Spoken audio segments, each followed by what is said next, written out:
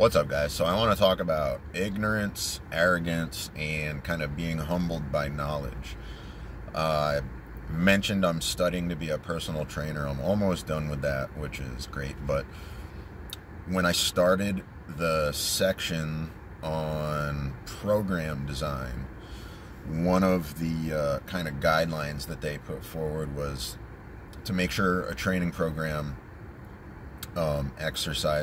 they use exercises using every plane of motion. And there's frontal plane is up and down, sagittal plane is front to back, transverse is rotation. So I played sports for a long time, I've been working out for a long time, I'm in pretty good shape. So I'm pretty arrogant I can be, not within how I interact with people, but like I can be arrogant with like knowledge and ability type stuff. So I've been doing jiu-jitsu for a while, and I've had these recurring injuries kind of in my shoulder, neck area. And I kind of just chalked it up to I'm getting old. I don't know why it keeps happening. And I just kind of kept doing my thing, and I kind of had a coming to Jesus moment when I read that about the multiple planes of motion, because I focus on big compound movements like bench presses and squats. But I never did rotation, which is transverse, and didn't do squats or frontal plane, but I never did frontal stuff like shoulders with my arms. And I realized that those muscles just aren't strong, and that was the reason why I kept getting hurt. And I didn't know why. I couldn't figure out why, because I was too ignorant to figure it out, I guess. I thought I knew more than I did, and I thought I knew how to train, but it turns out I don't know shit about training. Well, I know a little more now, because I've been paying attention and studying, but it was very humbling. And I made a Reddit post kind of the same about how I learned that I don't know shit, and kind of explained everything that I just explained. But been playing sports since I was 5 years old. I've been working out in gyms since I was 16 years old. Thought I knew way more than I did.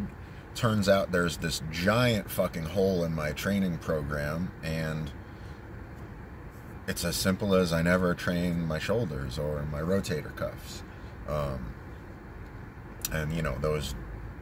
The neck is kind of part of the same, multiple muscles are involved in the same movements.